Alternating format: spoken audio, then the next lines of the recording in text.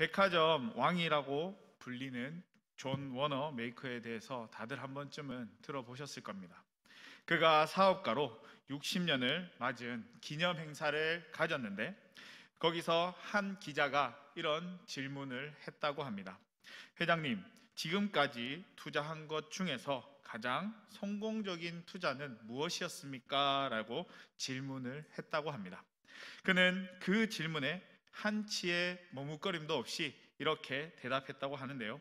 나의 최고의 투자는 내가 10살 때 $2 75센트를 주고 예쁜 가죽 성경책 한 권을 구입한 것이 내 인생에 있어서 가장 위대한 투자였습니다 라고 대답했다고 합니다.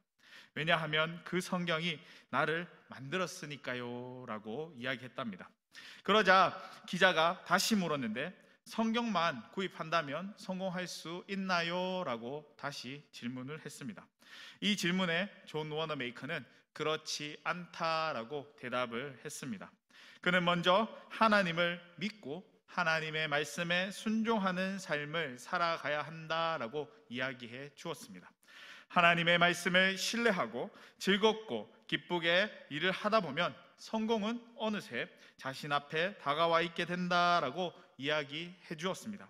존 워너 메이커는 가난했던 어린 시절 오직 하나님만을 의지하며 하나님의 말씀인 성경을 읽고 꿈을 품고 성경의 가르침을 따라 그 말씀을 순종하는 삶을 살았습니다.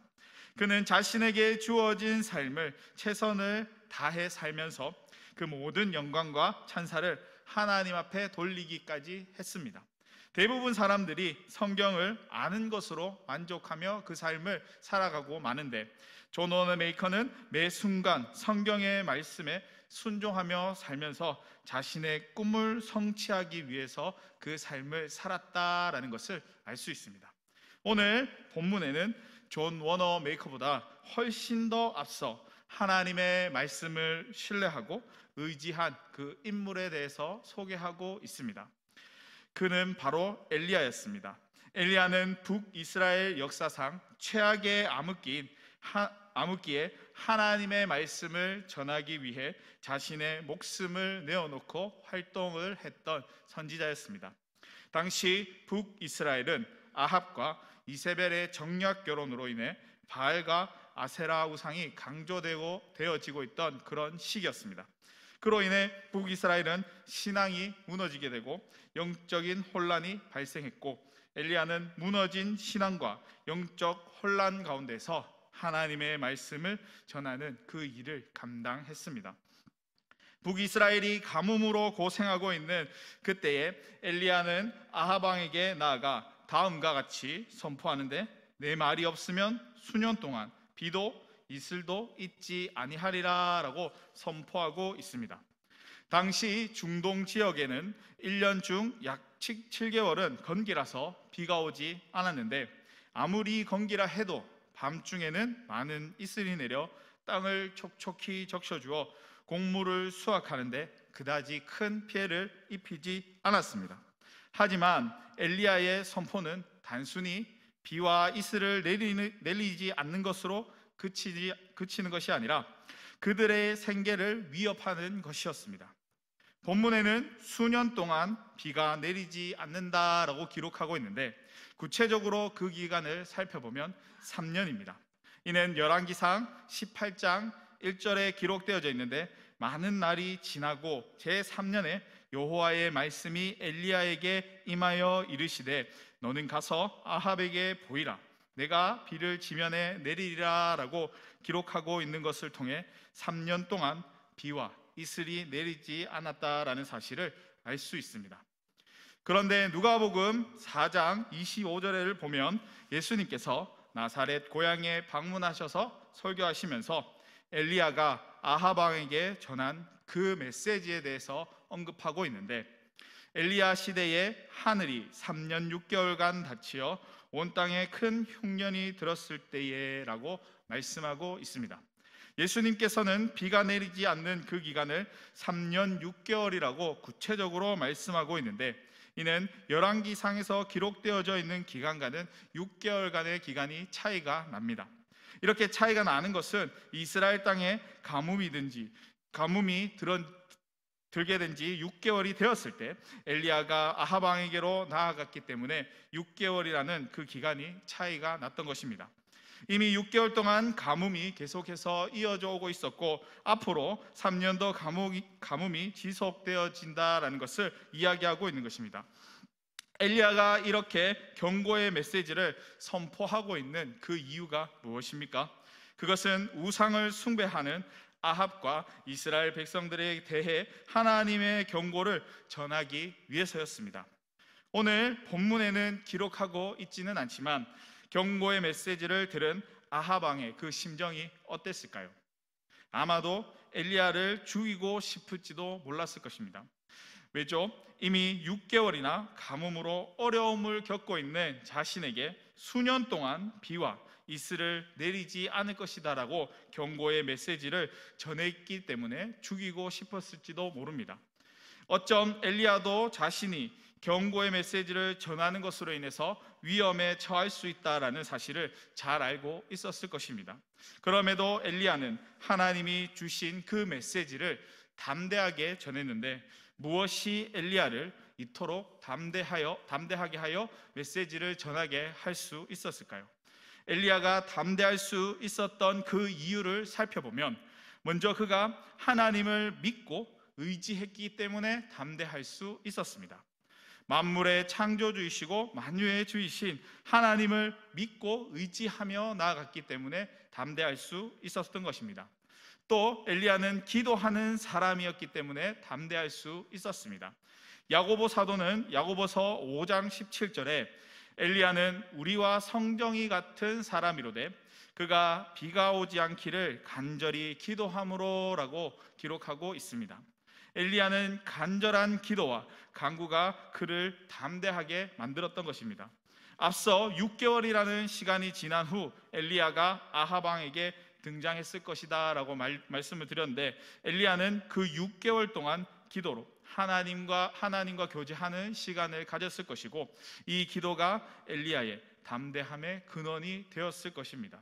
그렇게 기도로 준비한 후에 엘리야가 아합 왕에게 나아갈 수 있었던 것입니다. 마지막으로 엘리야가 하나님의 말씀을 신뢰했기 때문에 문제가 되지 않았습니다. 엘리야는 하나님께서 하시는 그 말씀을 순종함으로 나아갔습니다. 엘리야가 순종하며 나아갈 수 있었던 것은 하나님의 말씀을 절대적으로 신뢰했기 때문에 가능했습니다. 하나님의 말씀을 전적으로 신뢰하고 그 말씀에 순종하며 나아간다면 반드시 승리한다라는 그 믿음이 엘리야에게 있었기에 담대히 경고의 메시지를 전할 수 있었던 것입니다. 아합 왕에게 나아가서 경고의 메시지를 전하라 하셨던 그 하나님께서 이제 엘리야를 향해 이렇게 말씀하십니다. 숨으라라고 말씀하시는데 왜 이런 말씀을 하고 있는 것입니까? 아직 하나님의 때가 임하지 않았기 때문입니다. 하나님은 그 때를 기다리게 하기 위해서 엘리야에게 숨으라라고 명령하고 있으신 것입니다. 하나님이 엘리야를 그리시네가로 부르신 것도 조용한 장소에서 엘리야와 함께 교제함으로써 그 일의 중요성을 깨닫게 하기 위함이었습니다. 이것은 엘리야를 훈련시키기 위한 하나님의 방법이었습니다. 평소 하나님과 단둘이 있는 것을 즐기지 못하고 기도하려고 하면 좀이 쑤시는 그런 사람들에게 엘리야와 같은 그런 상황이 처하게 된다면 하나님과 단둘이 있을 수 있는 시간을 잘 즐길 수 있을까요? 마찬가지로 만일 엘리야가 평소에 하나님과 교제를 즐기지 않는 자였다면 그리 시냇가에서 혼자의 시간을 견딜 수 없었을 것입니다. 이와 같이 엘리야도 평소 하나님과 교제하는 삶을 살아왔기 때문에 그리 시냇가로 와 숨어라라는 그 하나님의 명령에 기꺼이 순종할 수 있었던 것입니다. 4절을 보면 그 시냇물을 마시라 내가 까마귀들에게 명령하여 거기서 너를 먹이게 하리라 라고 말씀하고 있는데 하나님은 엘리야가 주어진 말씀에 전적으로 순종하며 나아갈 수 있도록 세심한 약속까지 해주십니다. 이것은 말씀을 순종하는 것에 대한 보상과도 같았습니다. 엘리야는 하나님의 말씀에 순종하여 요단 앞 그릿 시냇가에 머무릅니다. 이런 보상이 없었어도 엘리야는 하나님의 말씀에 순종해 나아갔을 것입니다. 엘리야의 순종으로 인해 하나님께서 하신 그 약속대로 까마귀를 사용하시는데, 레위기 11장을 보면 정한 짐승과 부정한 짐승에 대해서 소개하고 있습니다. 거기서 까마귀는 부정한 새로 취급되어집니다. 하나님은 왜 이렇게 부정한 새로 취급되어진 까마귀를 사용하셨을까요? 이것은 하나님께서 일하시는 방법입니다. 죽음의 위기에 처한 모세를 기르기 위해서 하나님이 사용했던 그 사람이 누구입니까? 죽음의 위기로 몰고 간 애굽 왕의 딸을 사용하셔서 모세를 죽음의 위기에서 건져내십니다. 또 초대교회 때 하나님께서 이방 민족을 위해 복음을 전하는 사도로 누구를 택하셨습니까? 그리스도인들을 죽이는 데 앞장섰던 사울을 택하여 그를 사용하셨습니다. 이처럼 하나님은 우리가 생각하는 것과 다르게 고정관념을 깨뜨려 일하시면서 우리에게 순종을 요구하곤 하십니다. 엘리야에게도 동일하게 일하시는데, 만일 하나님이 까마귀를 사용하지 않고 사람으로 하여금 엘리야에게 음식을 공급하도록 했다면 어떻게 되었을까요? 아니면 가정에서 길러지는 가축에게 먹을 것을 정기적으로 나르게 했다면 어떻게 되었을까요? 아마 아하방에게 금방 발견되어 위험에 처하게 되었을 것입니다. 그런데 새는 조금 다릅니다. 어느 누구도 새가 날아가는 것을 보고 의심하는 사람은 없습니다. 그것도 부정하게 여기는 까마귀가 날아가는 것을 보고 의심할 사람이 어디에도 없을 것입니다. 이렇듯 하나님은 우리의 고정관념을 넘어서 일하시는 분이십니다. 엘리야의 순종의 결과는 까마귀를 통해 아침 저녁으로 먹을 것을 얻는 것이었습니다. 이것은 하나님의 말씀에 순종하여 얻게 된 결과입니다. 약속을 통해 이미 보장되어진 결과였지만 이 역시 순종해야지만 얻을 수 있는 것이었습니다. 엘리야에게 직면한 가장 큰 문제는 그릿 시냇가에서 무엇을 먹으며 무엇을 마실 것인가가 아니었습니다. 하나님의 말씀에 대한 순종의 문제였습니다. 아모스 8장 11절에 아모스 선지자가 말했듯이 양식이 없어 주림이 아니며 물이 없어 가람이 아니고 여호와의 말씀을 듣지 못함이 그들의 진정한 문제였습니다. 하나님의 말씀에 순종한 엘리야에게는 문제가 되지 않았고 까마귀를 통해 음식을 공급받았습니다. 사실 까마귀는 도구에 불과했습니다. 까마귀가 엘리야를 살린 것이 아니라 까마귀를 보내신 하나님께서 엘리야를 살리신 것입니다. 놀라운 사실은 까마귀를 쓰셨던 하나님께서 날마다 우리의 삶을 간섭하시고 한 걸음 한 걸음 인도해 주신다라는 사실입니다. 이렇듯 하나님이 보내시는 그 자리로 나아가기만 한다면 하나님께서는 반드시 그 삶을 책임져 주시고 또 이끌어 주신다라는 사실을 알 수 있습니다. 때문에 우리는 단지 우리에게 말씀하시는 하나님의 그 말씀에 순종하며 나아가기만 하면 우리의 삶이 어떻게 인도되어지는지도 알 수 있습니다. 우리의 고정관념의 틀을 벗어나 하나님께서 하실 그 일을 기대함으로 나아가는 저와 여러분이 될 수 있기를 바랍니다. 7절을 보면 땅에 비가 내리지 않으므로 물이 마르기 시작합니다. 하나님은 왜 엘리야를 강으로 인도하지 않으시고 시냇가로 인도하셨을까요? 하나님은 엘리야를 강으로 인도하셨다면 물을 얼마든지 마실 수 있게 해주었을 텐데 왜 시냇가로 인도하셨을까요? 여기에는 하나님의 놀라운 섭리가 담겨져 있는데요, 하나님은 엘리야를 조그만 시냇가로 인도하셔서 엘리야가 하나님을 열심히 의지할 수밖에 없도록 하신 것입니다. 혹시 여러분은 왜 하나님께서 필요 이상으로 과하게 축복해 주지 않으시는지를 생각해 본 적 있으신가요? 신명기 32장 15절 말씀을 보면 그 답을 찾아볼 수 있는데, 그런데 여수린이 기름짐에 발로 찼도다. 내가 살찌고 비대하고 윤택하며 자기를 지으신 하나님을 버리고 자기를 구원하신 반석을 업신여겼다라고 기록하고 있습니다. 그렇습니다. 우리가 너무 배부름으로 인해 하나님을 망각할 수 있기 때문에 과분하게 축복해 주지 않으신 것입니다. 어쩜 하나님은 자신이 주는 그 축복을 감당할 만한 사람에게 더 많이 주시는지도 모르겠습니다. 중요한 것은 하나님께 축복을 구하려 하기보다는 먼저 하나님의 말씀을 전적으로 신뢰하고 의지하며 나아가기만 하면 된다라는 것입니다. 한편 엘리야를 도우신 하나님의 기적의 손길에 우리가 발견할 수 있는 두 가지의 교훈이 있는데, 하나는 하나님께서 우리를 세밀하게 도우신다라는 것입니다.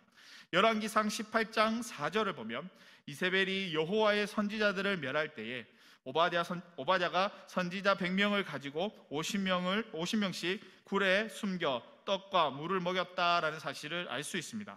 이 장면은 하나님이 오바댜 선지자를 통해 역사하신 장면입니다. 이것은 까마귀를 통한 직접적인 역사가 아니라 간접적인 역사입니다. 이때는 떡과 물만을 선지자들에게 제공했지만 까마귀를 통해 직접 역사하실 때는 떡뿐만 아니라 고기도 공급하셨습니다. 즉 하나님은 자신이 직접 역사하실 때 더욱 세밀하고 또 우리에게 그 필요한 만큼의 필요를 충족시켜 주었다라는 것을 알 수 있습니다. 또 다른 하나는 우리에게 기적적으로만이 아니라 일상생활을 통해서도 은혜를 베풀어 주신다라는 것입니다. 하나님은 엘리야에게 까마귀를 통한 음식 공급 등과 같은 기적을 베풀기도 했지만 시냇물을 마시게 하는 일상의 은혜도 베풀어 주셨습니다. 혹시 이런 생각 들지 않습니까? 왜 하나님은 물까지 까마귀를 통해서 공급하지 않았을까? 하나님께서 우리의 생활 속에 모든 것을 기적적으로 역사하는 것은 아닙니다. 어떤 일은 기적적으로 역사하지만 항상 기적적으로 그 모든 일들을 역사하는 것은 아닙니다. 오히려 일상생활 구석구석에 우리를 향한 하나님의 그 은혜와 사랑을 베풀어 놓으셨습니다. 때문에 날마다 우리에게 공급되는 음식, 날마다 편하게 입을 수 있는 의복, 우리가 날마다 지니고 있는 건강, 또 자유, 이 모든 것들로 인해서 우리가 하나님 앞에 감사할 줄 알아야 합니다. 일상적인 축복으로 그에게 주어진 시냇물로 목을 축이던 엘리야는 이제 시냇물이 말라버리는 시험에 직면하게 됩니다. 어느 날 갑자기 일상생활에서 주어지던 그 축복을 잃어버렸습니다. 엘리야는 이제 이 시험에 대해서 어떻게 대처해 나갈까요? 엘리야는 고민했을지도 모릅니다. 그곳에 남아 있어야 될지 아니면 떠나야 할지를 고민하고 있는 그 엘리야에게 하나님께서 말씀하시는데 9절을 보면 너는 일어나 시돈에 속한 사르밧으로 가서 거기 머물라. 내가 그곳 가부에게 명령하여 내게 음식을 주게 하였느니라 라고 말씀하고 있습니다. 엘리야에게 시험이 닥쳤을 때도 하나님이 계속해서 인도하고 있는 그 장면을 살펴볼 수 있습니다. 그렇습니다. 환경은 변하지만 하나님은 변하지 않습니다. 그 환경이 변하는 것이 문제되는 것은 아닙니다. 일이 잘 되느냐 못 되느냐, 또 건강한가 건강하지 못한가의 그런 문제가 아닙니다. 문제는 변함없이 역사하고 말씀하시는 하나님께 내가 믿음으로 응답하며 믿음으로 순종하고 있느냐 하는 데에 있습니다. 엘리야는 어떠한 상황 속에서도 하나님의 명령이 주어졌을 때나 약속이 주어졌을 때, 응답받을 때나 시험이 닥쳐왔을 때도 고요히 주님을 기다리며 주님이 역사하실 것을 믿고 순종함으로 나아갔습니다. 그랬기에 하나님께서 그 삶을 귀하게 여기신 것이고 또 그 삶을 죽음을 겪지 않고 하늘나라로 갈 수 있도록 해주신 것입니다. 이 모든 것이 하나님의 말씀에 순종하며 나아간 엘리야의 삶이 있었기 때문에 가능했던 것입니다. 엘리야에게 순종을 요구하신 하나님께서 우리에게 동일한 순종을 요구하십니다. 무엇보다도 변화되는 환경에 흔들리는 것이 아니라 변함없이 우리와 함께 동행하신 그 하나님을 바라보며 나아갈 수 있기를 소망합니다. 우리가 온전히 하나님만을 신뢰하고 의지하며 나아간다면 우리에게 주어진 환경은 결코 문제가 되지 않습니다. 하나님이 나에게 주신 약속의 말씀을 믿고 그 말씀을 따라 한 걸음 한 걸음 순종하며 나아가는 저와 여러분의 삶이 될 수 있기를 주님의 이름으로 간절히 축복합니다.